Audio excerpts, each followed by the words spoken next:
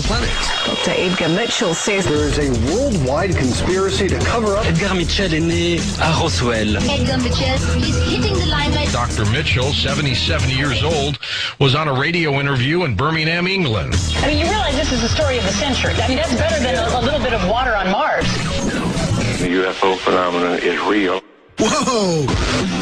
Former NASA astronaut Edgar Mitchell talking to the completely overwhelmed and astonished Nick Margerison on a little-known British station, Kerrang Radio. There's not much question at all, but there's life throughout the universe. We're not alone in the universe at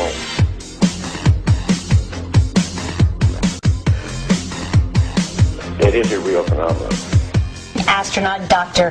Edgar Mitchell was on a radio show over in England, and he says that for 6 decades the government's been covering up the fact that aliens do exist. Petits hommes verts, et pour cause, les extraterrestres ne sont plus sur la Lune, mais ici, sur Terre, et depuis longtemps.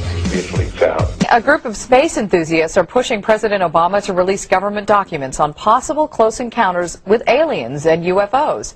Jim Acosta has the story.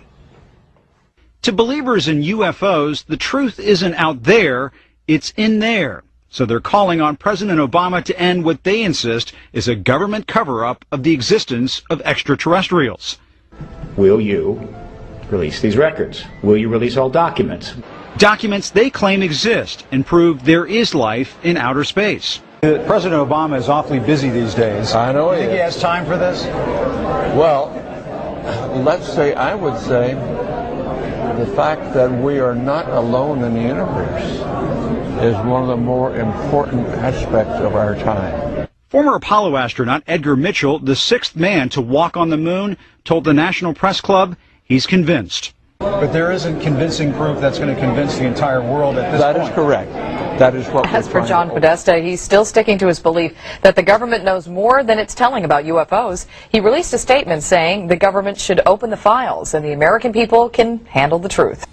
For years, the U.S. government has had a standing policy. It would neither confirm nor deny the existence of UFOs. Their non-cooperation has been interpreted by many ufologists as evidence of a government conspiracy to cover up UFO sightings. Now, Sightings has uncovered information that provides another explanation for their silence. Many UFO sightings may actually be top-secret military aircraft the government doesn't want you to know about. When I first saw the UFO, it was directly overhead, moving incredibly slowly. The shape of it was half a triangle. And all of a sudden, over the hill, this enormous pattern of lights emerges. I was just in awe of what I'd seen because I didn't know what it was and I'd never seen anything like it. Holy cow! There's no question that there have been sightings by military devices in space. And that gets us right to the UFO question. Are we dealing with a cosmic Watergate? Which I maintain that we are. What the hell was that? I don't know. It was neat. It was like leaving stuff behind it, wasn't it? For the past 25 years, the United States government, especially the Air Force, has been telling us these things don't exist.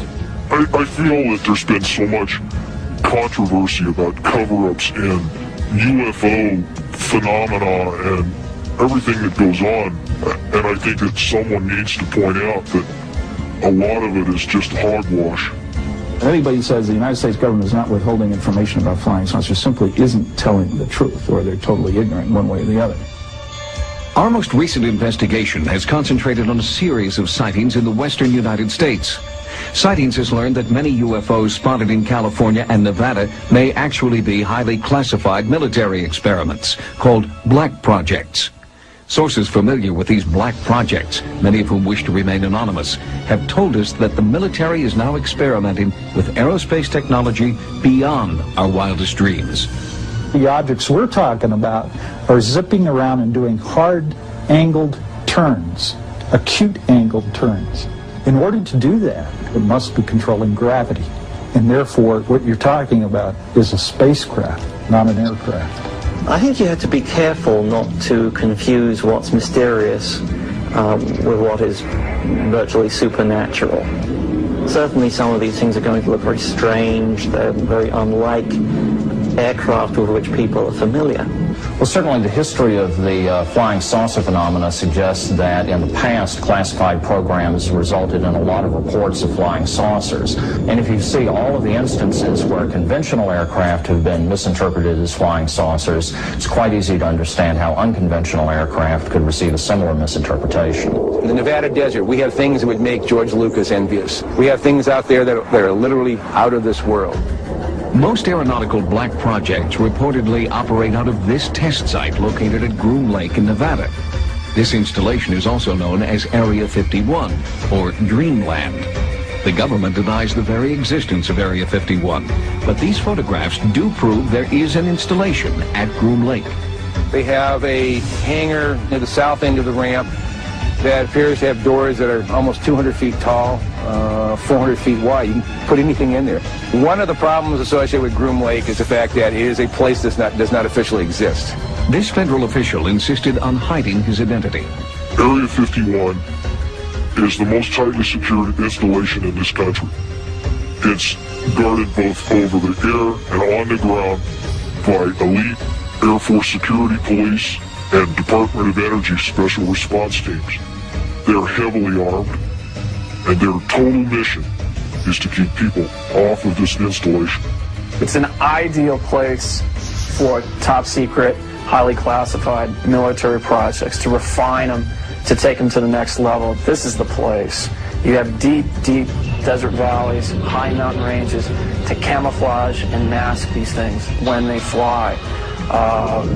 The military is the top dog here in Nevada, no doubt about it. They run the show. If someone came to me and said there's just absolutely nothing that secret, and they decided they were going to hike into Area 51, I think that could be the biggest and perhaps the last mistake they are going to make in their life. Are these people still locked into a Cold War mentality?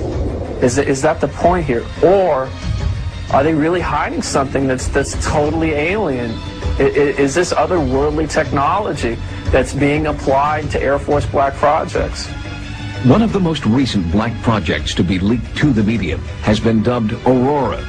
The few facts revealed so far about Aurora's speed and maneuverability are tantalizing. Rumors about Aurora first started after thousands of people in Southern California reported feeling earthquakes. Seismologists found that the tremors were not earthquakes, but were caused by sonic booms. The booms were the first hard evidence that high-speed, unidentified aircraft were operating over the western United States. We really can't tell what's moving. The only thing we see is a sonic boom, and that's telling us that something is moving faster than the speed of sound. So actually, we can't even tell it's an airplane. The sonic booms were tracked and found to be heading toward Nevada. At the same time, witnesses described an increasing number of UFOs that defied the laws of aerodynamics. If they are top-secret military aircraft, where is this new technology coming from? The technology is incredible. A Mach 6 airplane, unmanned aerial vehicle performing these incredibly banked high-speed turns. It boggles the mind. Yeah, I think it could possibly be something otherworldly or at least borrowed alien technology. I don't put that beyond the realm. Top-secret testing of experimental aircraft does provide a compelling explanation for many UFO sightings. But what about sightings which occur in remote areas far from military bases, or sightings in which eyewitnesses claim personal contact? Further investigation is needed to provide a more complete answer to the UFO question. The most controversial subject we investigate on sightings is alien abduction. More and more seemingly credible people are coming forward, claiming that they've been abducted, probed, and manipulated by aliens. And now there's a new pattern developing. Supposed abductees are returning from their experiences with a cautionary message for us all. There's a new, frightening chapter in the abduction story. Many abductees are claiming that their alien captors sent them home with apocalyptic predictions about life on Earth. It's a terrifying conclusion to an already horrible ordeal. I'm on my back on the bed, and she's at the foot of my bed, and she's doing something to me. We had this flashback of being on this table, being surrounded by these beings. I don't know what she was doing. She had some sort of an instrument in her hand. Little gray guys with big dark eyes, and one of them's putting a needle in my neck. Until recently, the story would end there. But now abductees are returning with more than horror stories. They feel they are intergalactic messengers who must deliver dire predictions. This new mission intrigues Harvard professor John Mack. This Pulitzer Prize-winning psychiatrist at Cambridge Hospital is now treating people he calls experiencers. In his new book, Abduction, Mack presents 13 case histories. I thought this is crazy. I mean, I thought this is not possible. I'd seen many, many cases and worked for 2 years before I said, look, there's a mystery here. I can't explain this. There's something like what they're saying seems to be happening to them. You actually have seen them in your room in bright sun daylight. What did you see? Currently working with over 100 patients, Dr. Mack's clinical approach gives abductees a chance to talk openly about their experiences.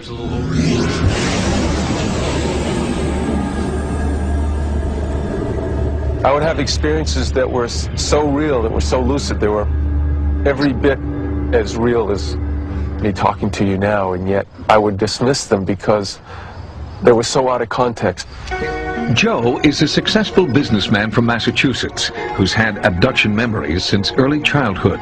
He kept these experiences to himself until hearing about Dr. Mack's study. His abduction history is outlined in Mack's book.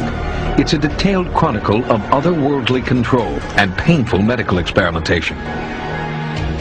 They put something up my nose, and it was very disarming. And yet there's that sense of almost a split self, because there's a part of me that's terrified and doesn't understand, and yet there's this other part of me that they've already explained the procedure to and why. Over time, Joe's abduction experiences have changed. In an extraterrestrial version of the Stockholm Syndrome, he has less fear and has begun identifying with his captors.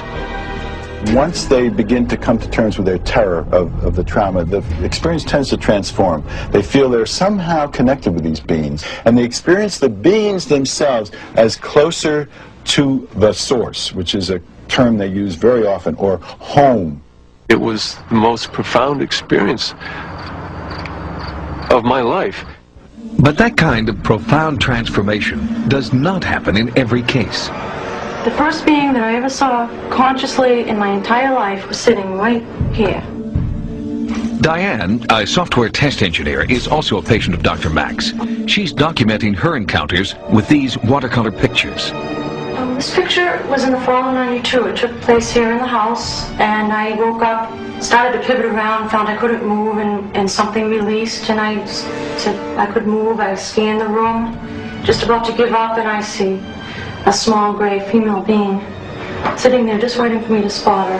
And then she, I don't know whether she flew or what, but she sure came across the bed fast, right up to my face, and stared right like this. Although the experiences don't fit our notions of reality, there's no reason to believe that they're not telling the truth, or that something occurred to them that is real and they're telling it truthfully. To corroborate these personal beliefs, Dr. Mack searches for parallels among abduction stories. The most common thread, and ironically the most extraordinary, involves reproductive experiments. Sperm samples taken from the men by a cup put over the penis, some kind of vibratory energy that causes an ejaculation. Eggs taken from the women. Something is done between the egg and the sperm, which may be reimplanted in the woman in a subsequent abduction. Then that will be taken, the fetus will be taken from them at a later time. That's their experience. I flew out the window like a sucking, vacuumed out feeling with all the air pushed out of me. I ended up on a craft, laying down on a table, and next thing I know, I see a child. One of those ugly little gray things is holding a child up, and I said, no, that didn't come out of me. At the end of that experience, I blacked out and came to standing on this platform, and I was not home anymore. I was somewhere else. I don't know where this was. I felt like I was on a ship.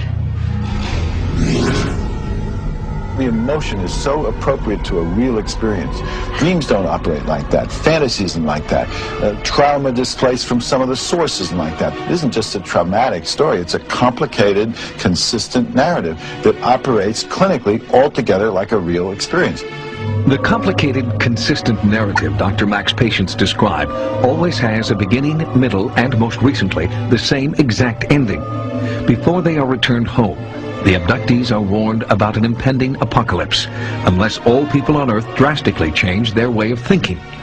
We are told that the human experience, the human race, as we have known it, is becoming, or soon to be, non-viable, not extinct.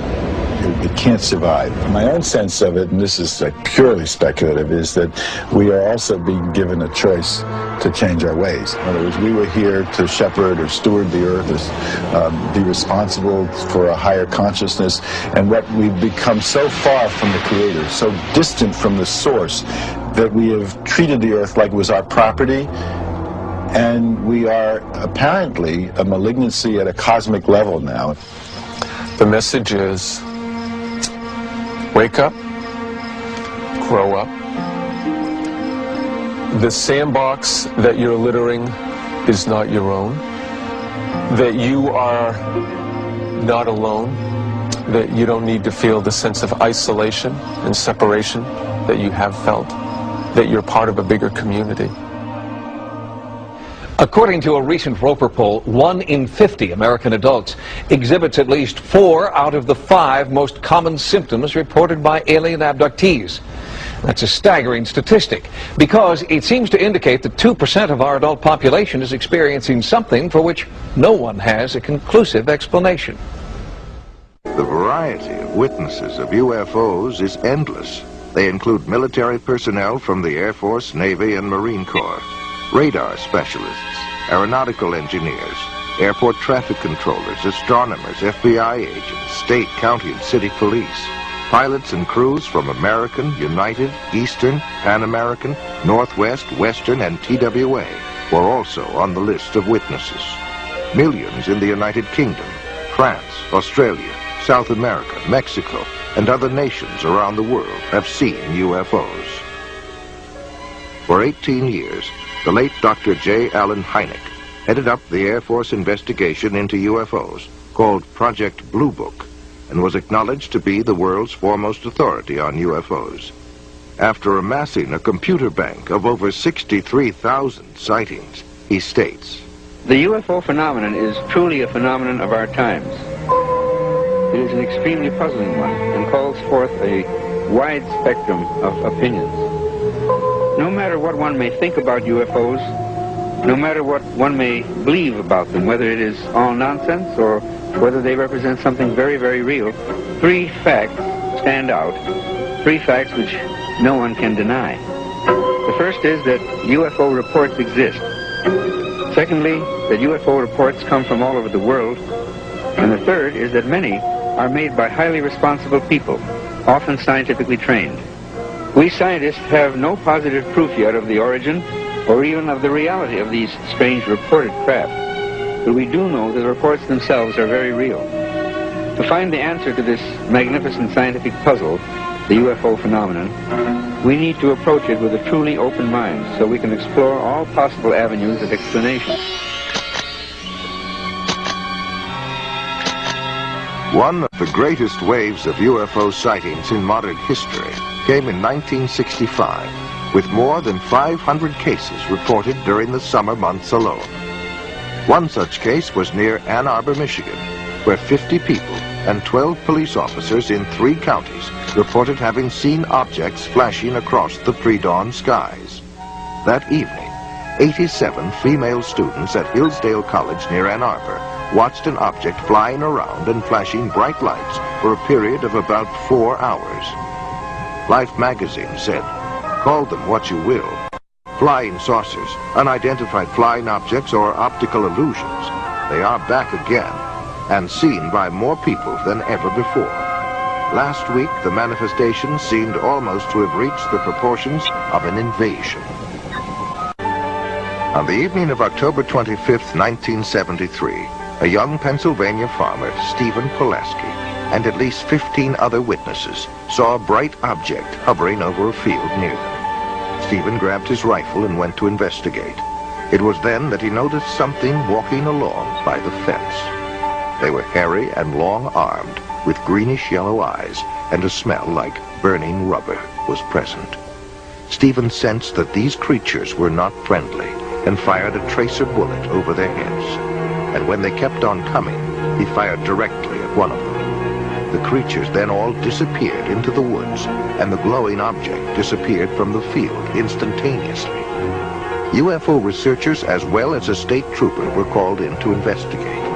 When they arrived, the people there told them that Stephen had been growling like an animal and flailing his arms. His own dog ran toward him, and Stephen attacked the dog. Stephen then collapsed, and after a time began to come to his senses. The entire group commented on the nauseating, sulfur-like odor that was present.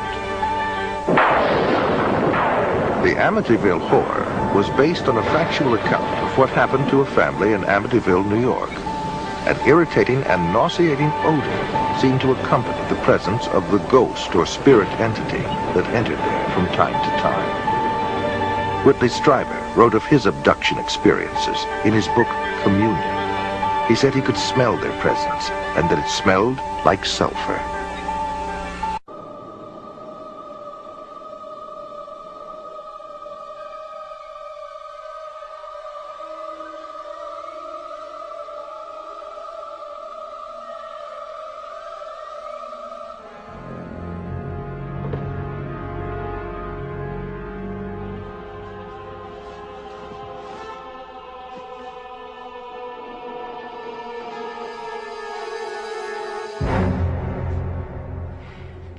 Someone there.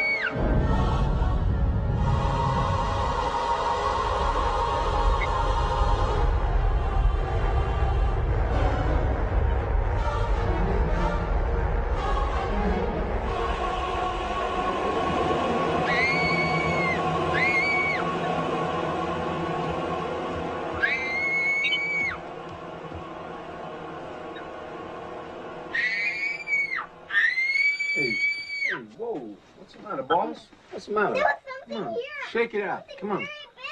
What? That was a nightmare. What are you talking about? No, Dad. Huh? Hey, that was a nightmare. They had me, Dad. Nightmares do that, you know, sometimes. I mean, if it didn't do that, then it wouldn't be a nightmare, you know what I mean? I mean, you know, what else? On October 11th, 1973, Charles Hickson and Calvin Parker were fishing when a strange craft descended and hovered near them. Parker passed out, and Hickson was paralyzed, but was able to continue observing what was happening. Two entities then emerged from the craft and picked Hickson up by his arms and carried him inside the ship, where he was thoroughly examined. He was then taken back to where they had been fishing on the riverbank. When the two fishermen went to the sheriff's office to report their story, they were interrogated and then left alone in a room with a hidden microphone. The recording of their conversation revealed that both men were quite frightened by their experience. The emotional trauma had been so great to Parker that after Hickson left the room, he began to pray. Ultimately, he suffered a nervous breakdown as a result of his experience. In the spring of 1959, UFOs brought panic to Soviet radar and Air Force personnel by hovering and circling for more than 24 hours above Sverdlovsk, headquarters of a tactical missile command. Red fighter pilots were ordered airborne to chase the UFOs away, but later reported that the alien objects easily outmaneuvered their jets and zigzagged to avoid their machine gun fire. The Russian spacecraft Salyut-6 returned to Earth in 1978 after 96 days in orbit. They told of a formation of UFOs which trailed them closely for 3 complete orbits around the globe. One of their cameras captured 20 minutes of incredible motion picture footage of this encounter. According to a previous mutual agreement, the Russians forwarded copies of the film to the United States to be analyzed. Unofficial statements from NASA state that it is the best motion picture footage ever filmed of UFOs.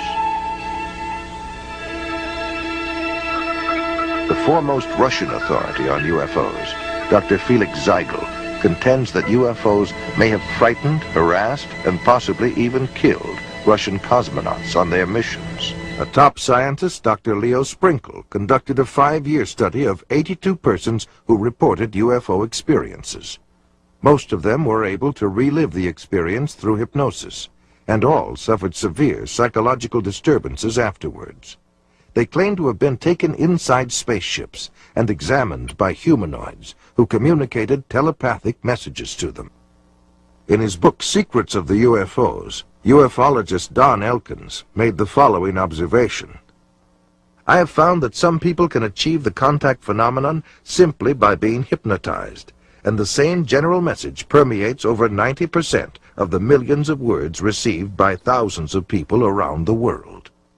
No one knows what hypnosis is. No one knows what goes on in the mind. It's an altered state of consciousness like yogis and witch doctors have been practicing. It loosens the normal connection between your spirit and your brain, and of course if the hypnotist can control you, make all kinds of suggestions, make you think things are happening that are not happening, make you think you have powers that you don't, experiences that you haven't, even implant memories.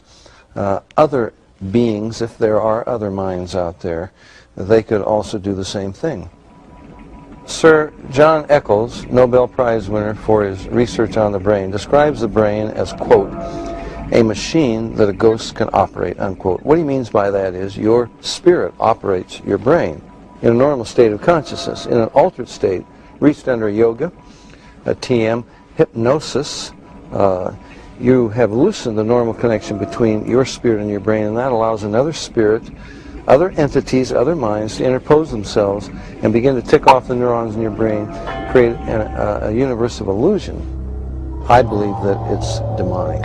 I think all of the evidence indicates this. Some people claim by allowing themselves to be put into an hypnotic trance, they are acting as a channeling device in which the extraterrestrial being speaks through them. The following is an actual sampling of those messages. We come from the Interplanetary Confederation of Solar Systems, and our purpose is to aid our brother man on the planet Earth as the new age dawns. The teacher that was known to you as Jesus was able to use many more of the abilities than the people of this planet. Unfortunately, man upon planet Earth has misinterpreted the meaning of this man's life. He was no different from any of you. He was simply able to remember certain principles. These principles may be realized by anyone at any time. It is only necessary that you avail yourself to our contact through meditation in order to begin to re-realize that which is rightfully yours, the truth of the creation, and the truth of your position in it. Know ye not that ye are gods? We have been puzzled at times by the inability of the people in general of this planet to be awakened to this simple truth. We find that the state of hypnosis brought about by the evolution of thought of the people of this planet is so great that it is necessary for him to maintain a constant awareness of his spiritual nature with meditation. Man is now in the transitional period before the dawn of a new age. With peace, love, brotherhood, and understanding on man's part, he will see a great new era begin to dawn. UFO researcher John Weldon then offers this question. How credible is it to think that literally thousands of genuine extraterrestrials would fly millions of light years simply to teach New Age philosophy, deny Christianity, and support the occult? And why would the entities actually possess and inhabit people just like demons do if they were really advanced extraterrestrials? Dr. Pierre Guérin, an eminent scientist associated with the French National Council for Scientific Research, concludes that UFO behavior is more akin to magic than to physics as we know it, and that modern UFOnauts and the demons of past days are probably identical. The word demon in Greek comes from the root meaning knowledge or intelligence, implying that demons have access to knowledge and information denied to ordinary mortals. After what happened to me, the communion experiences, I decided that that might be a good idea to accept the idea of the devil just in case that's what I saw. If you look closely at the life of the world, you see the workings of evil in the world. There seems to be a sort of machinery behind it that is far beyond just the accident of human life. You can literally hypnotize a person, tell them that there's a cat in their lap, they will see it, they will hear it, purr, they will pet it and feel it. It's not physically there. You tell the cat to scratch them, you know, and bring them out of it. There are scratch marks on their cheek. A non-physical object, under the right conditions, can leave physical evidence. I think it's demonic. It's a spiritual power of some kind for which there is no physical explanation. You can't explain it with the laws of chemistry and physics as we know it. John Keel is a world-renowned expert on UFOs and has written numerous books and articles on the subject.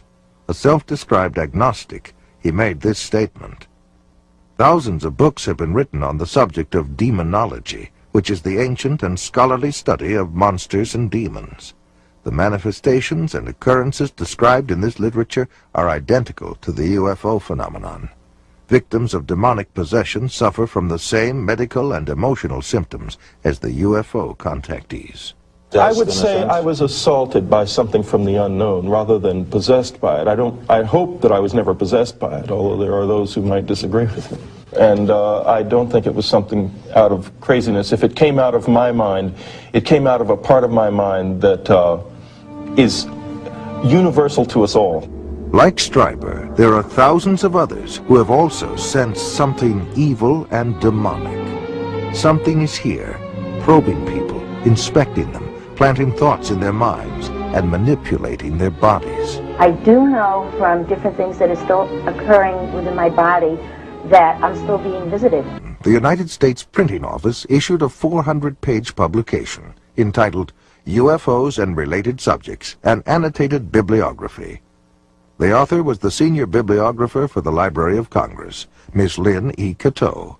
During her research, she read over 1,000 articles, books, and other literature. She summarizes her findings in the preface of the bibliography.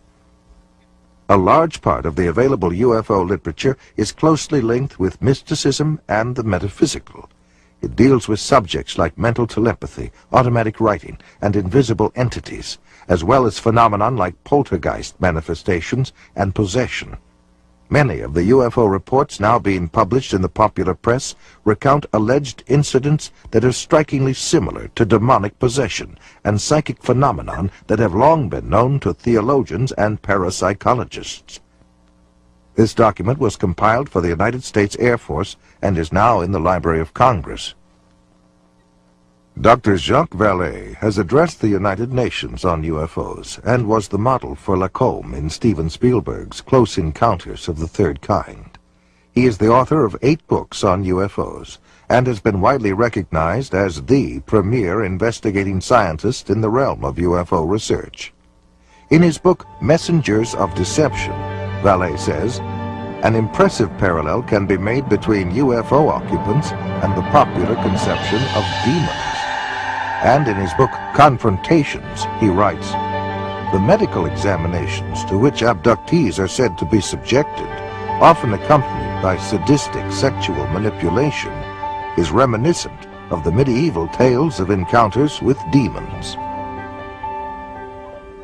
He also made this statement, I believe that when we speak of UFO sightings as instances of space visitations, we are looking at the phenomenon on the wrong level. We are not dealing with successive waves of visitations from space. We are dealing with a control system. And he states, UFOs are the means through which man's concepts are being rearranged.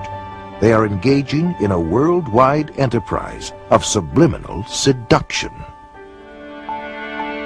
Jacques Vallée, at least at that time when he wrote that book, was an agnostic. Interesting that he comes to basically the same conclusions I do as a Christian from my research. And he said about UFOs, they're real, but they're not physical. They're messengers of deception. And this was based on his research of about 20 years. They seem to be psychologically preparing, setting us up for some ultimate delusion that is too horrible even to imagine as yet. I would agree with that. Dr. I.D.E. Thomas is one of a long line of Welsh preachers. He is currently the senior pastor at the First Baptist Church of Maywood, California, and has authored several books which have enjoyed wide circulation. In his book, The Omega Conspiracy, Dr. Thomas explains the phenomenon of unidentified flying objects and offers an explanation that could identify the beings who operate them. As incredible as his explanation may sound, let us regard the ancient saying of Heraclitus, who 500 years before Christ said, because it is sometimes so unbelievable, the truth escapes becoming known. The answer to all this and the clue to this cosmic riddle may be found in the ancient book of Genesis. And back there in chapter 6, we are told of a very amazing and bizarre event. The sons of God saw the daughters of men and saw that they were beautiful, and they lusted after them. And then we read they married them and sired children from them. For the past 1500 years, most scholars, including evangelical scholars, have interpreted the sons of God as the good sons of Seth, and the daughters of men as the wicked daughters of Cain. They've adopted that interpretation because the other one is so bizarre and outlandish.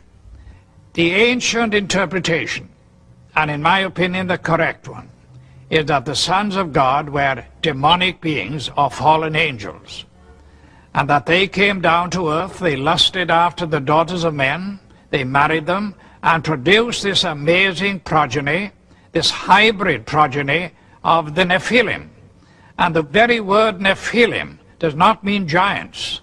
It comes from the root Naphal, fallen ones. The early Christian fathers in the first 4 centuries, men like Irenaeus, Tertullian, Ambrose, for 400 years they knew no other interpretation except that the sons of God were angelic beings. Josephus, the cosmopolitan Jewish historian, says the same thing. We read in the book of Job that when God laid the foundation of the earth, the sons of God shouted for joy. Obviously, the sons of God could have not been created. If this was a case of just mixed marriages between good men and wicked women, it is surprising that God should have issued the fire of judgment that he did. God took this stern action of wiping out the human race. Now, the only family that were left intact in order to re-establish, repopulate the new world was the family of Noah.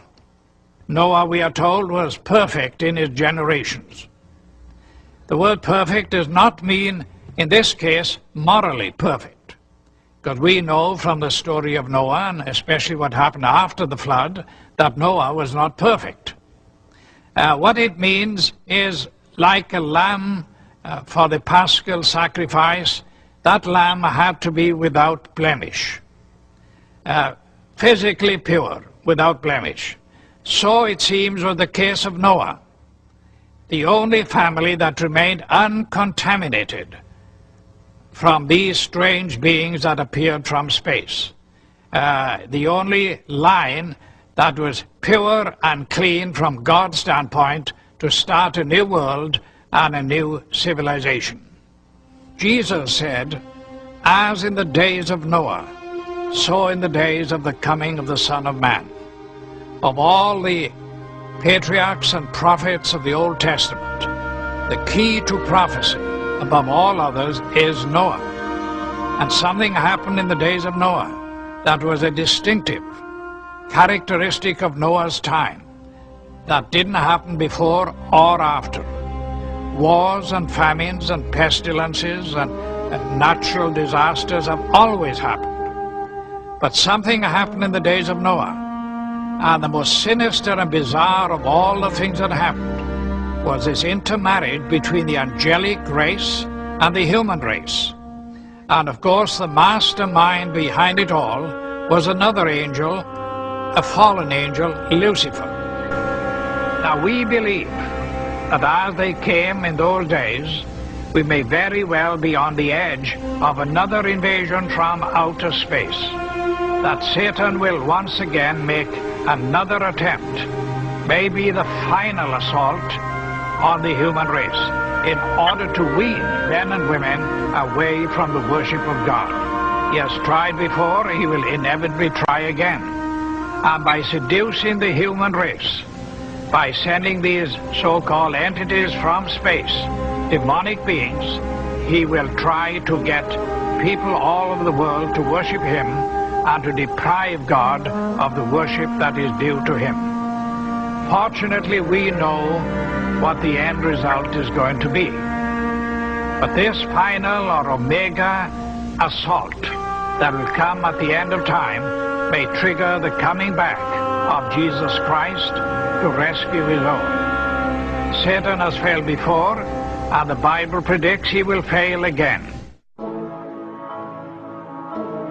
No wonder New Yorkers looked up and said, you'd be saying, oh my God, too, if you saw this shot in the sports section with the understated caption, under ominous skies. Ominous.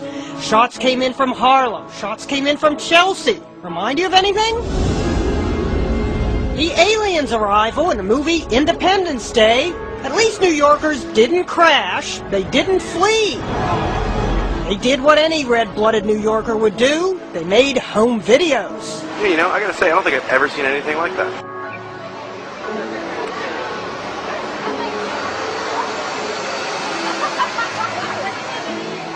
The scriptures must be fulfilled.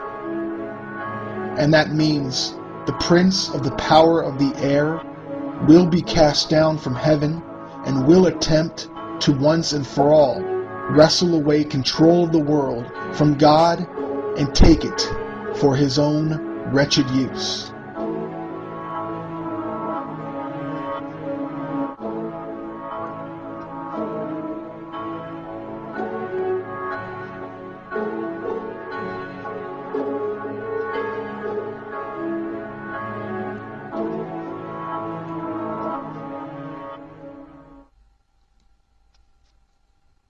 To the UFO enthusiasts, if you haven't yet stopped to consider not just merely what the nature of these beings are, but more to the point, their intentions, if you have not yet considered this at its core to be a spiritual question, then you have clearly rejected the relatively scant physical evidence that we have available to us.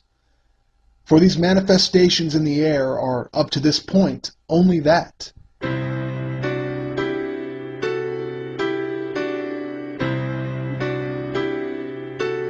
Pope Benedict recently came out to assure all Catholics that it's okay to believe in space aliens, and they would be our, quote, brothers. But what the Pope is hoping for is that his followers will not ever set their eyes on the Word of God, for they would find a dire warning against this blasphemous and satanic lie that can be found in 2 Thessalonians chapter 2, verse 11, where we are told that God would send forth a strong delusion, which would likely fool a vast majority of the world, educated and uneducated, God-fearing and atheist alike.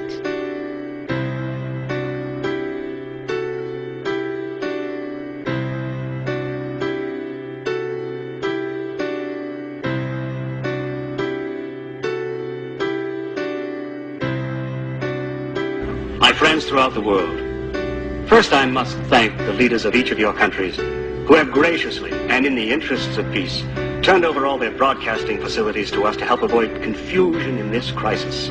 Your national leaders have suggested that a state of martial law will be most helpful at this time, and we agree.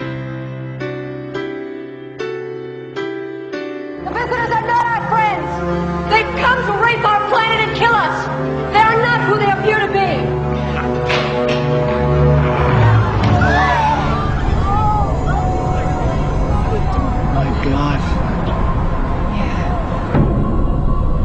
Abduction is now a common theme in movies and television. According to a Roper poll in 2002, 1 in 5 Americans believe that abductions have taken place. For the so-called abductees, the memories of what they say they have experienced are deeply traumatic. Between 6 and 8, I would assume. Okay. They're fairly intense, or? Yeah, they're very close together as well. Right, okay. 4 years ago, Kelly Carr was a mother and housewife with no interest in spaceships or aliens. Now she's using technology to reconstruct images of her own encounter. It does give the idea of the lights there, but, you know, the brightness of the light, it gives a good impression, except that the colour doesn't seem right. Kelly's account starts in August 1993. My husband and I were driving up to my girlfriend's place in Monbulk, which is in the Dandenong Mountains. We were driving on Belgrave Hallam Road, and it was just on dusk. I saw what I thought was round orange lights in the field. It looked unusual to me. Later that night, retracing their route home, Kelly noticed something else unusual. It's about a kilometre or so in front of us, about twice the height of the treetops. We could see this object, which at first I thought was a blimp. It had the shape of a blimp, but it was light. As we got closer to it, the light seemed to sort of separate, and it was actually these a row of round lights, and they were orange. It appeared like there was silhouettes standing in these round orange circles, like people, but you could only see the black outline. Well, I just said to my husband, look, there's people in there. And the minute I said that, it shot off to the left of us. Within 1 or 2 seconds, it was gone completely. About a kilometre or two further down the road, as we kept driving, I came across what, at least what I thought, was a screen or a wall of light across the road. And my heart started racing and the adrenaline was sort of pumping through my body, and I'm thinking, we've just seen this back down there, we're in for, you know, a close encounter.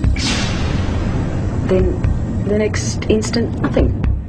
We seem to have actually covered a fair distance that I don't even remember covering. It might have been possibly close to a kilometre that I don't remember actually travelling. There was no light. There was nothing blocking the road.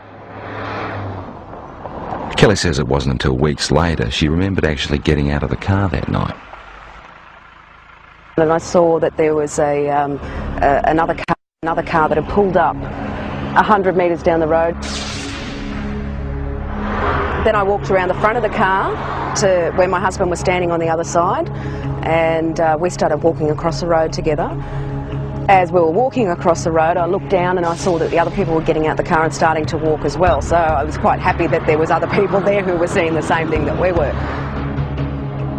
And we walked up along here to where the fence is. Right out in front of us is this huge craft. I was totally awestruck, you know, it was science fiction coming to life. There wasn't any fear then, it was just all total awe. We stood here, I guess side by side, my husband and I, for about 30 to 45 seconds. Then this tall dark being just appeared in front of the craft, and he was followed by about another 7 or 8 that appeared straight behind him. I felt this energy go through me. It's like nothing I've ever experienced before in my life. It was like some sort of low-level frequency that came in waves, but it was so dense that I could actually physically feel it going through my body. And that feeling absolutely terrified me. It was like, I can't even explain the horror that I felt just feeling this. And I began screaming.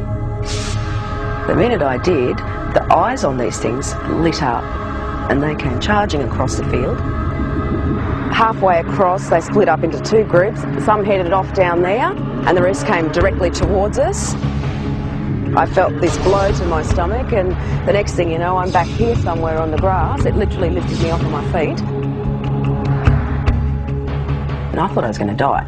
I thought, if I don't get up now, I'm going to pass out and I'm going to die. I'm not going to come back to consciousness, you know. So I pulled myself up into a sitting position, and when I sat up, I couldn't see anything, and it was like there was just black in front of my eyes. I want you to try stretching it down a little bit as well. Kelly is not the only one who saw these images that night. For the first time ever, independent witnesses have given the same account of a close encounter. Even though Kelly has never met Jane, Glenda and Bill from the other car she saw, she has seen the sketches they drew for UFO researchers. They've drawn the same circles of light around the top of the craft with these blue lines coming down, ending in a semicircle on the ground. They've actually also drawn a tripod underneath, which was something I didn't see that night. It becomes very clear then that we were all looking at the same thing, and that it wasn't your average saucer-shaped craft. And basically, the second party were able to draw sketches of the beings very similar to the ones that I had, and they're not your usual little grey things that are, you know, media propaganda. I found a small red-coloured equilateral triangle underneath my navel, which I guess in reality provoked only a minor curiosity at the time. It was oddly geometric, and I did wonder, you know, how something like that could get on me that looked like a burn without me feeling it. At UFO conferences, where Kelly is now a keynote speaker, she adds strength to her own story by showing photographs of physical marks left on one of the other women. We're all left with triangular marks under our navels, but the ones that were marks that were actually photographed, the first one came from Glenda, which is it's a series of 3 small red dots along the inner thigh, and both Jane and Glenda were marked with these dots. I wasn't. Glenda had a ligature mark around her ankle, which is quite severe bruising. It looked like she'd been strapped down to something. UFO researchers have also reported finding physical traces at the site where all witnesses said the encounter happened, particularly in relation to where the craft landed. Inside that semicircle was actually a triangular formation of 3 points spaced 6 metres apart, which correspond with the tripod that was drawn underneath the girl's craft.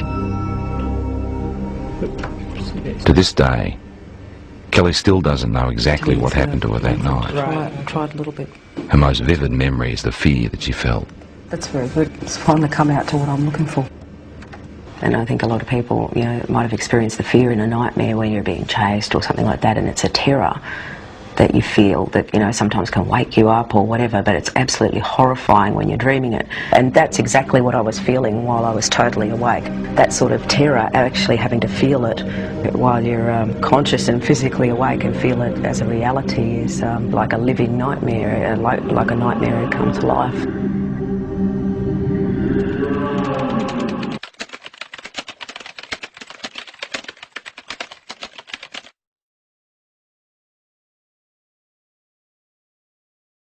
When men began to multiply on the face of the land, the sons of God saw that the daughters of men were beautiful, and they took wives for themselves, whomever they chose.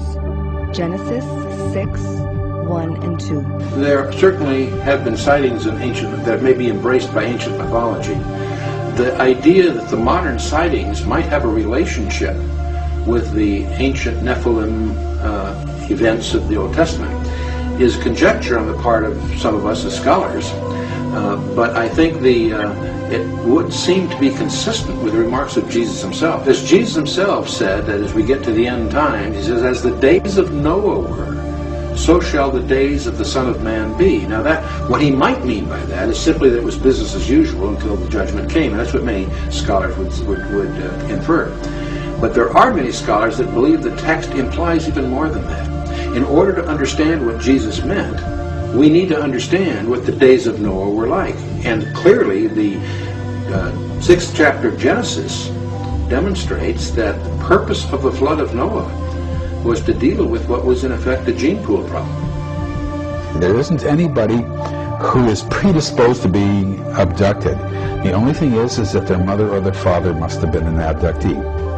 And what that means is that they're abducted from the time they're infants all the way through until the time they're adults. And they're abducted in great frequency over and over and over again. So they usually talk about having sperm taken, having eggs taken, harvested essentially. When women become older, they discuss fetal implantations where they suddenly realize they're pregnant. And they'll take an early pregnancy test and it shows positive, which of course can't be possible. And they'll go to their gynecologist who'll do a blood test, which is absolute, which is 100% reliable, and the doctor will say, congratulations, you know, you're pregnant. And they think to themselves, this doesn't make any sense whatsoever. Doctors invariably think pseudocyesis, which would be hysterical pregnancy, when a woman really, really, really wants a child and begins to fantasize it and even causes some sort of physiological reaction. However, most people are not like that. Some people have already had kids, they don't want any more. Some are too young for it. You know, you have to have a certain sort of mental set to have pseudocyesis. Or they think miscarriage. And for women, they would say, well, you know, if I had a miscarriage, I think I would have noticed that. With fetal implantation, we get, of course, fetal extraction. When they are not pregnant, they'll remember events that happen where a fetus is extracted from them. It's very, very small, but they'll know during the event that the fetus is being taken. But it happens to them so often, it's familiar. So we've seen these reproductive procedures quite a bit. In fact, it's critical to the abduction phenomenon. Without the reproductive aspects of it, there wouldn't be an abduction phenomenon. This is the point of it. The Nephilim were on the earth in those days, and also afterward, when the sons of God came into the daughters of men, and they bore children to them. Those were the mighty men who were of old, men of renown. Genesis 6:3 and 4. The word Nephilim comes from the Hebrew verb nephal, the fallen ones. They are the hybrid offspring of the Benaiah Elohim, the sons of God. It's a technical term, Hebrew term, used of angels. And these fallen angels cohabited with human women and produced a hybrid offspring. It was part of Satan's strategy. This view of Genesis chapter 6 and all of that is not free of controversy today. However, that is the view that was embraced by the ancient Hebrew sages. That is the view that is substantiated by the ancient rabbinical writings. That is the view that was accepted by the early church. When the Hebrew scriptures were translated into Greek, the language is even more specific. And so this idea that they were somehow just a leadership or sons of Adam or something were contrived arguments that emerged in the 5th century, so-called lines of Seth idea. In the 5th century, so-called lines of Seth idea. And that's still taught in many seminaries. The problem with it, it's not biblical. Because in the New Testament, it even confirms this. Both Peter and Jude make reference to this, clearly talking about these angels that went after strange flesh, that abandoned their previous clothing. They disrobed from their previous existence to indulge in this, what shall I call it, chicanery. This event was echoed in mythologies everywhere as the age of the Titans and demigods, the same way that the UFO phenomenon is echoed in our fiction.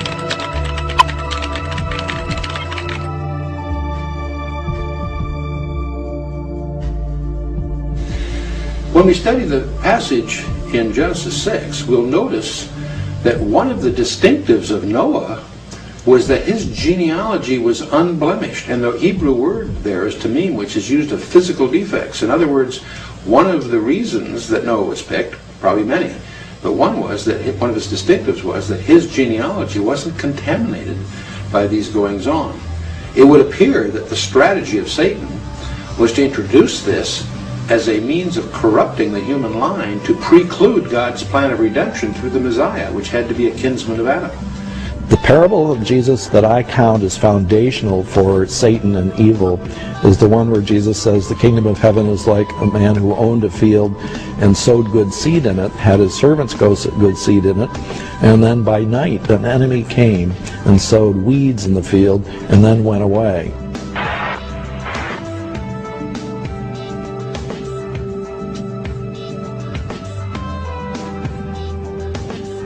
Well, the Nephilim in the book of Genesis, of course, are the hybrid offspring of these strange interludes between the fallen angels and the daughters of man, of Adam.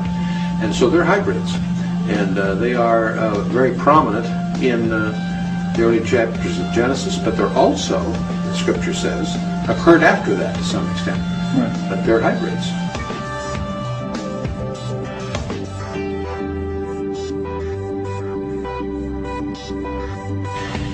As we study the passages in the Bible that describe what we call the end times, it's interesting that one of the characteristics that shows up in Daniel 2 is that it says they will mingle themselves with the seed of men. The prophetic dream of Nebuchadnezzar gives us an astonishing detail concerning end times. Scripture indicates that the last government of earth will be a hybrid government, iron mixed with clay. And where you saw iron mixed with miry clay, they shall mingle themselves with the seed of men, but they shall not adhere to one another, even as iron is not mixed with clay. Daniel 2:43. Now, in order for them to mingle with the seed of men, the they have to be something other than the seed of men. So it's just a hint, but it's a profound hint that somehow in the end times there's going to be again some kind of commingling, some kind of intrusion into the genetic DNA makeup of people that's going to be a contaminant that will be part of the end times. And that's why there's so much scholastic interest in this UFO business, in the abduction narratives and reports, and we may very well be being plunged into a period of time about which the Bible says more than it does about any other period of time in history, including the time of the Gospels, when Jesus walked the shores of Galilee. When people are abducted, as part of the procedures, they will sometimes be taken into a room and they will see containers. And in each container, there's liquid, and in the middle of the liquid, there's a tiny fetus floating. Later, they'll be shown babies. Small, odd-looking babies, as they will report. Their babies don't look right. Physically, they're phlegmatic. They look like they're sick. They're not bouncing babies that are grasping and gurgling. They're silent. They almost look like they're half dead. They also have unusual features. People say they look like they're sort of half human, half alien. They're odd-looking, yet they look sort of human. My colleague Bart Hopkins says that they called them hybrids originally, and that's a name that's stuck.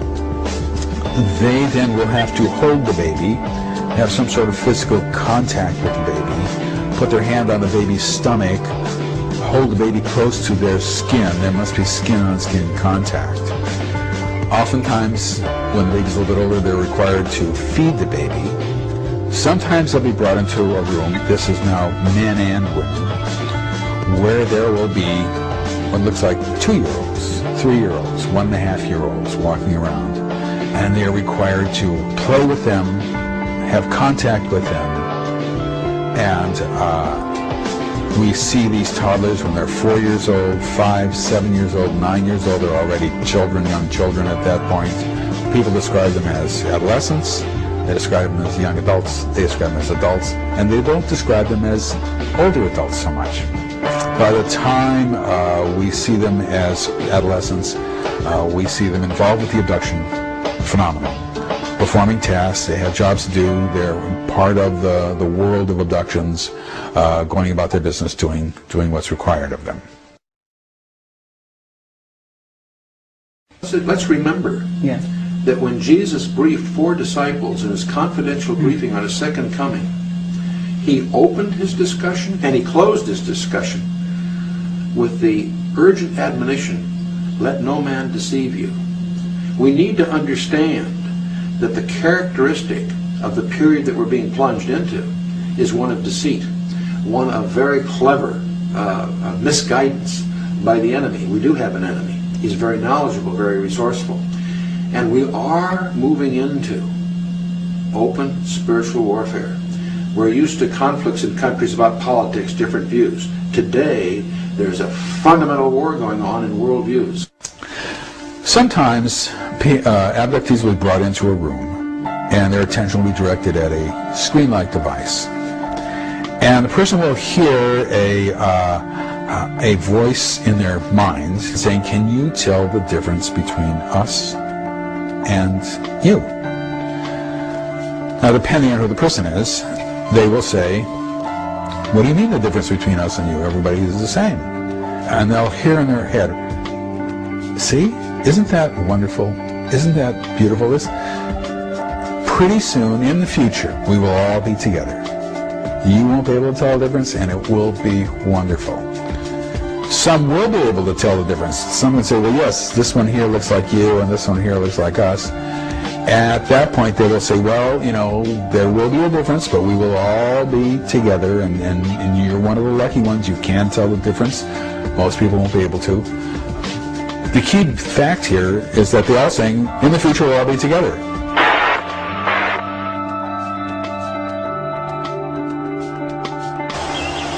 As you follow the progress through the centuries and you see how the power structures have changed, it has been going more and more towards an economical power structure to control the world with money. And that seems to be where it's going. More and more we're looking towards a world bank, a one world system, one world currency. I mean, already Europe has joined its currency together. North Americans are thinking the same way. So this is really the work of Satan. This is his way of getting command and control over the entire world. As we deal with the end time scenario in the Bible, one of the dominant players is a world leader. In fact, it's 2 guys working together, but it's a world leader that is going to successfully unite the world into a one-world religion. He's going to exalt himself above all that is called God. That includes Allah as well as the Jews and the Christians. He somehow is going to deceive the whole world. He's the most popular guy that's ever come along.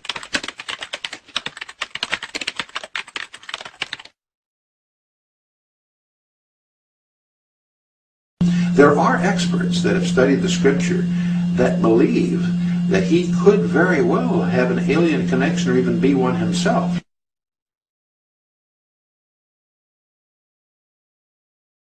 The involvement of these alien entities may be a far bigger factor in the climax that the Bible portrays than most classical scholars have really been sensitive to. 7, go ahead. Yes, sir. I don't know what it was, but it just overflew like a couple of 100 feet above us, and it's like I don't know if it was a rocket or whatever, but incredibly fast, opposite direction. In the opposite direction? Yes, sir. And the time was, what, 2107.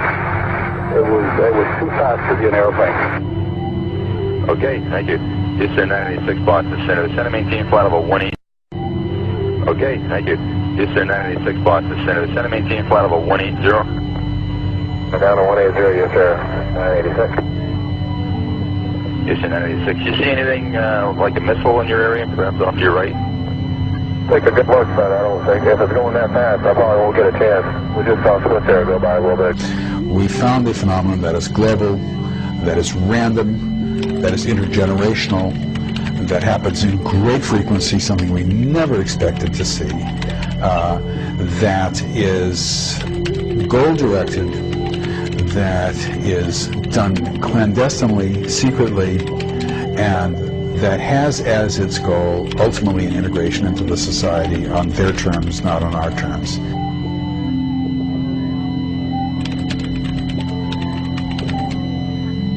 And I think that there's not a lot we can do about it, unfortunately.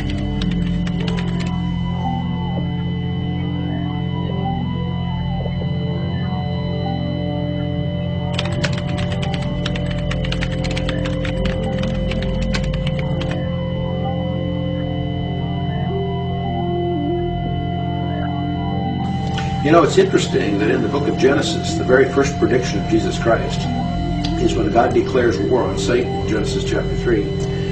And he speaks that the ultimate redemption of man will come from the seed of a woman. And there's even a hint of the virgin birth.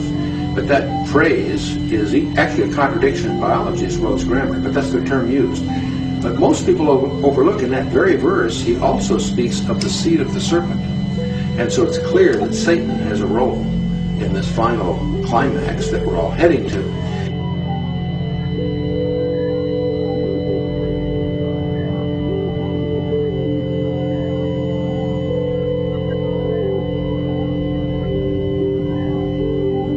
What we think is going on here, because eggs are taken and sperm is taken, that they are joined together in vitro. They are joined together outside, and at that point, either DNA is added or the fertilized egg is altered in some way. And when that happens, we posited that you're going to get a bell-shaped curve, that some are going to look really alien, some are going to look really human, and most are going to be in the middle.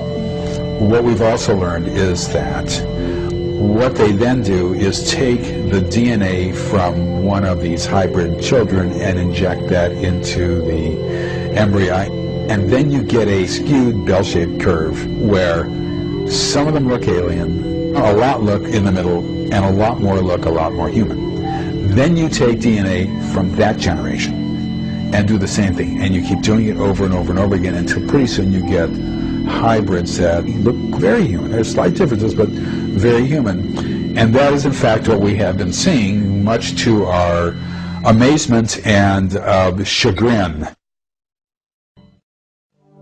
But in contrast to stories from the ancient world, which produced giants, sexual contact between aliens and humans is absent. Perhaps this time a different strategy is at hand. I now believe that this is a kind of integration program into the society. As a program, it is being done for a reason. It is goal-directed. It had a beginning, a middle, and it's got an end. They are doing this for a reason. That's critically important to understand. Not only that, this is clandestine. It is secret, and it is secret for a reason. I've been involved with studying UFOs and abductions for over 40 years, and it was always kind of thrilling and exciting. Now it's depressing and fearful, and it's not something that I enjoy hearing. As an academic, you're required to examine that data to see whether it's true or not, and if it is true, to go where the evidence leads you, even though you might kick and scream while en route, and I have kicked and screamed en route. But as an honest academic, you're required to do that. And as a historian, you're required to do that especially. And that is where it has led me, and it has led me into areas that I don't want to go. Not only that, it's embarrassing to talk about this. I understand how completely insane it sounds.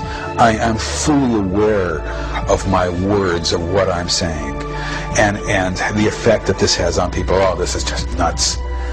And I understand that. But in order to be academically honest, I must say it nonetheless, even though it puts me in a very bad position. I just wish that other people in the scientific community would at least learn a methodology of studying this phenomenon.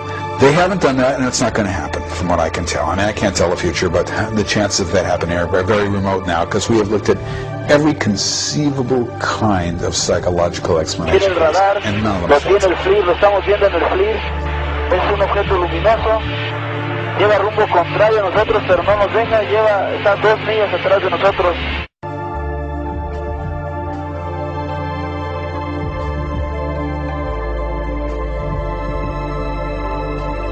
I am waiting for the coming of Christ.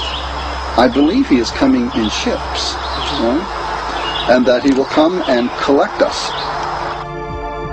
For the Lord himself will descend from heaven with a shout, with the voice of the archangel, and with the trumpet of God. And the dead in Christ will rise first. Then we who are alive and remain will be caught up with them in the clouds to meet the Lord in the air. And so we shall always be with the Lord. Therefore comfort one another with these words. 1 Thessalonians 4:16 and 17. This prophesied collecting event could be understood as a mass abduction. Satan and his chosen hybrid may villainize the coming Messiah and deceive the world they rule by misrepresenting him. Concerning the world leader, Scripture states,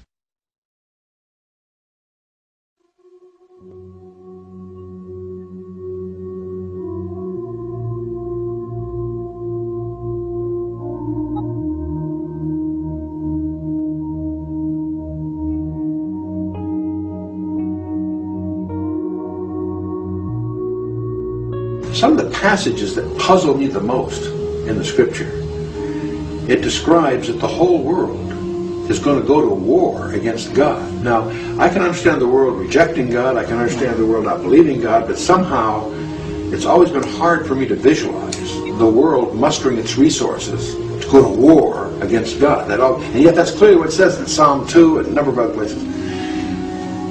But you know, suddenly I can begin to understand how this might happen, because there are many people that believe that there are already aliens among us conspiring with the government, whatever, and they visualize these as being the good guys. They're here to help us. They're here to give us advanced technology. There are people that really have this kind of attitude. One of the other procedures that people describe is a certain kind of staring procedure, where a person will say that they're being looked at, and I'll say, well, what do you mean being looked at? Do you mean they're just looking you over, you know? I'll say, no, he's looking at me very closely. And I say, well, where is he looking? Is he looking? These are purposely misleading questions. Is he looking at your abdomen? Is he looking at your stomach? Is he looking at your knees? You know, where's he looking? No, he's looking at my face. I say, well, is he looking at, you mean your chin? He's looking at your chin? No, he's looking at my eyes. And I'll say, well, how far away is he from you? Oh, his forehead is touching mine. I'll say, well, can you close your eyes? No. Can you look away? No. And they're being stared at a distance of maybe 1 inch, 2 inches, sometimes forehead touching forehead. What this is some sort of neural engagement. And people can see and imagine things that are going on in their brain. They can almost understand which neurons are being innervated as they're hooking into the optic nerve and using that as a conduit to go into other neural pathways and innervate specific anatomical sites within the brain. People see images in their mind when this happens. They will see images of horrible events, catastrophic events happening, the earth breaking in two, nuclear war, a meteor hitting. In this imaging that they're going through, they will have a job to do or tasks to do. Now, the reason I could think this is because there were other kind of neurological events that were happening to them that they kept describing these. where they would have to sit at a council and perform certain tasks almost electronically, or with their, or have to do something with their eyes. They would have to look at a specific situation and change it with their eyes, or there were all sorts of things that they had to do, all of which had something to do with neurology. Their eyes, or there were all sorts of things that they had to do, all of which had something to do with neurology.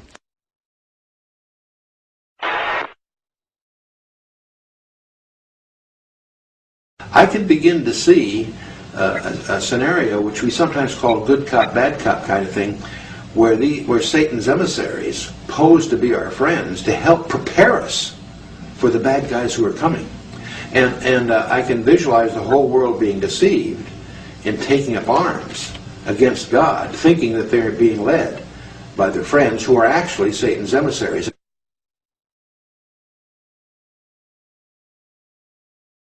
Eventually, they began to talk about how in the future they would have these certain tasks to perform, and they had to make sure that they performed these correctly.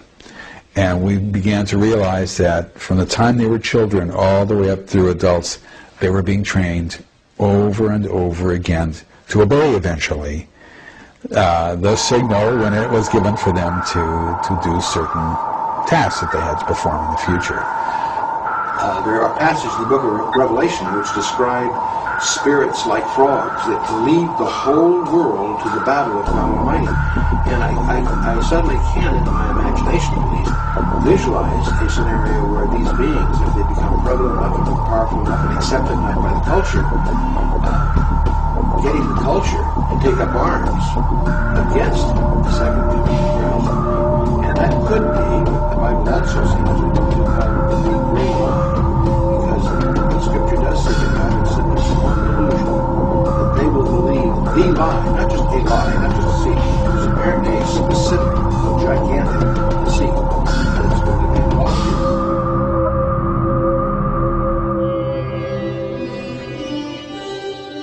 here. The big lie, I think, that's coming is that Satan has got to fool the world. He's got to lie to the world, got to make them believe that the one who is coming, Christ, the Son of God, is some sort of alien invader who is coming to take over the world. And so making him seem like an alien invader will make it very easy to get the armies of the world and the governments of the world in line to defend the world against such an invasion.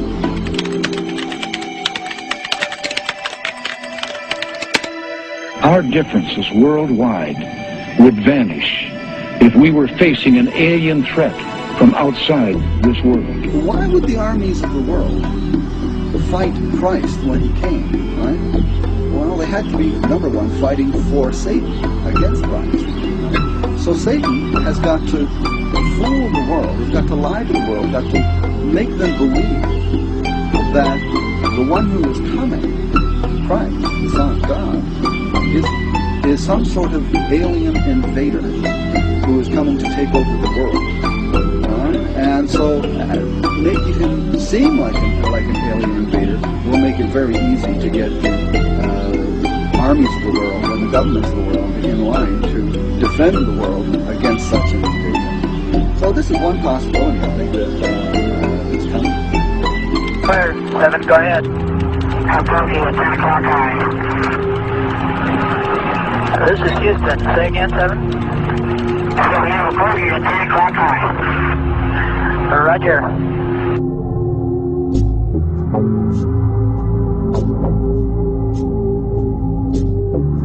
This is the valley of Megiddo, north of Jerusalem, where good is to triumph over evil in the final battle of this cosmic war.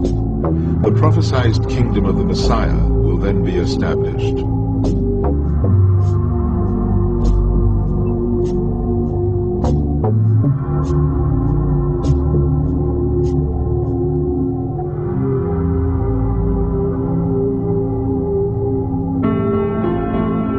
Every culture sees the same phenomenon through the filter of its own paradigm.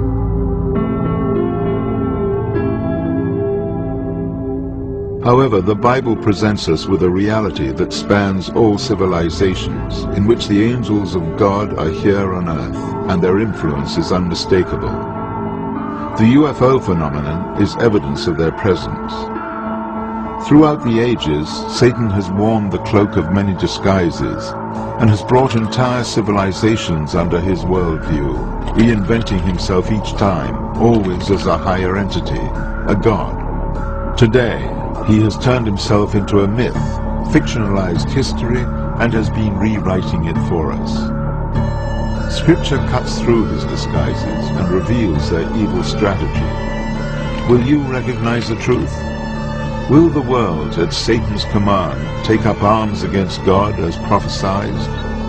At this turning point in our history, as the fallen angels present themselves as the saviors of mankind, will you be seduced?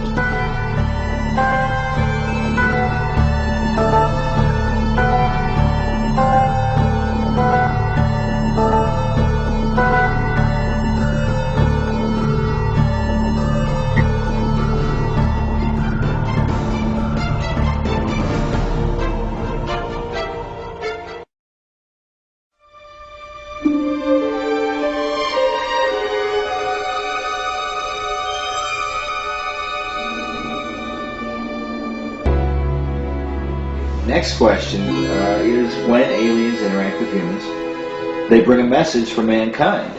Chuck Missler talks about in his book how whenever these guys show up, they don't have a cure for cancer, they can't solve all of these different problems with humanity, they don't bring superior scientific technology or anything. They want to talk about what?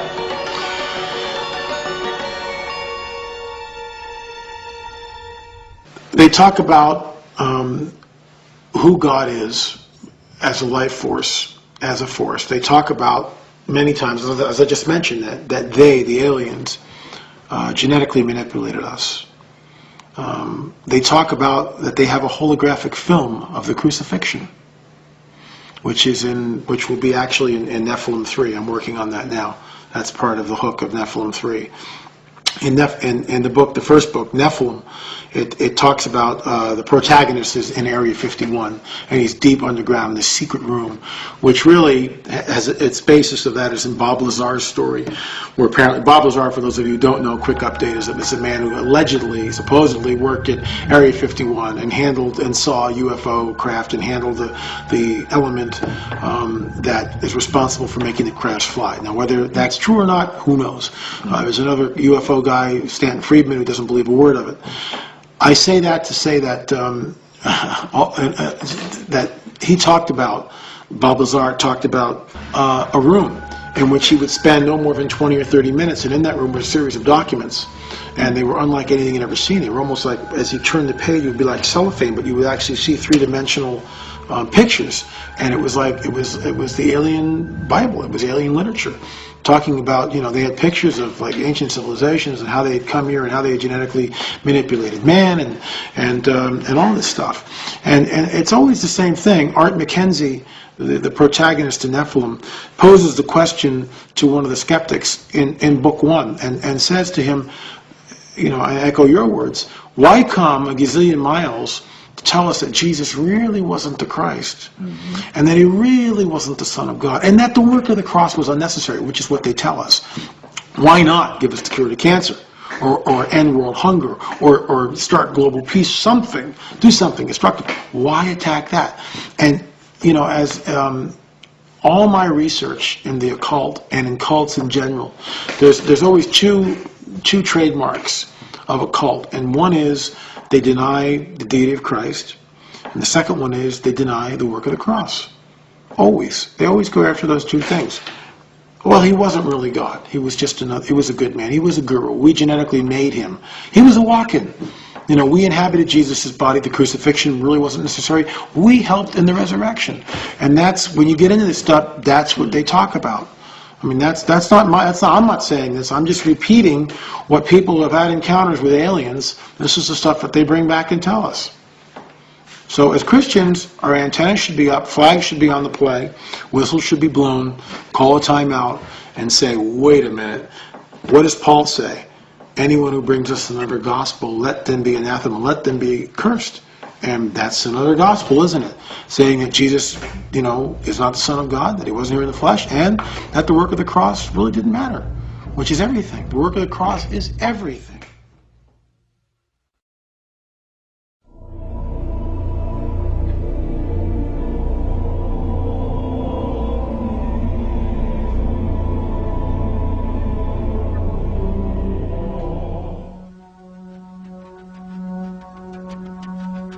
Now, incidentally, in the 1940s, when they conducted Gallup polls, they had sections on UFOs. What is a UFO? And it was usually categorized as secret American technology or secret technology from another country or something like that. There was never a category that said it was, you know, races from another planet. But by the 1950s there was, and you can almost find on a graph that the amount of people that now believe that there is life elsewhere in the universe has increased by about 10% per decade. And what's happening is our culture is changing as a result of two things: evolution, particularly cosmic evolution, if you want to call it that, and science fiction.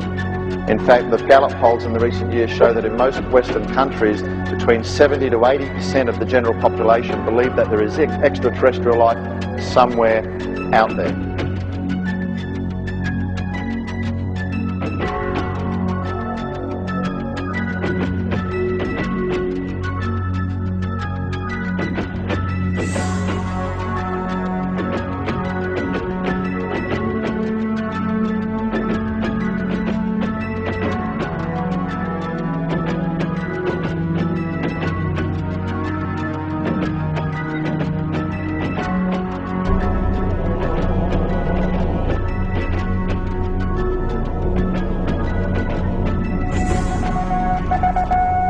Headline edition, July 8, 1947.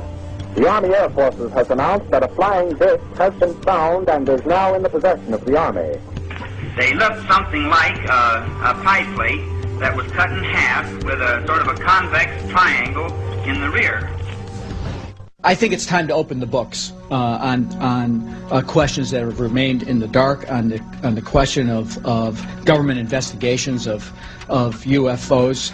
It's time to find out what the truth really is that's out there. We ought to do it really because it's right. We ought to do it because the American people, quite frankly, can handle the truth. And we ought to do it because it's the law.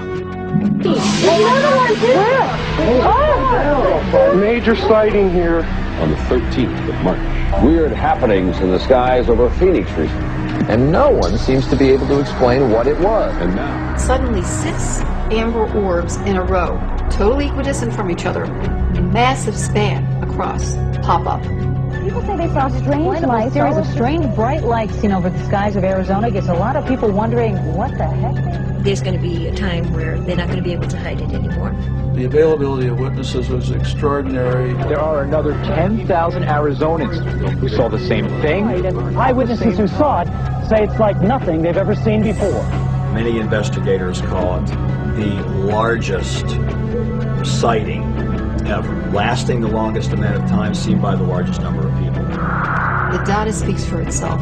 Plus, I have photographs that cannot be explained or denied. Last night, shortly after 8 p.m., hundreds, maybe thousands of Arizonans reported seeing a triangular-shaped object with thousands of people saw more than stars in the night sky.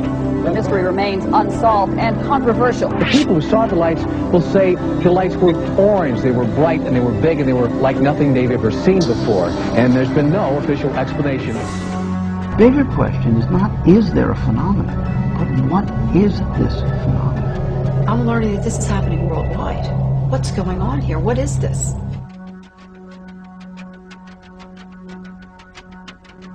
Mexican Air Force pilots capturing on videotape what are said to be 11, count them, 11 UFOs.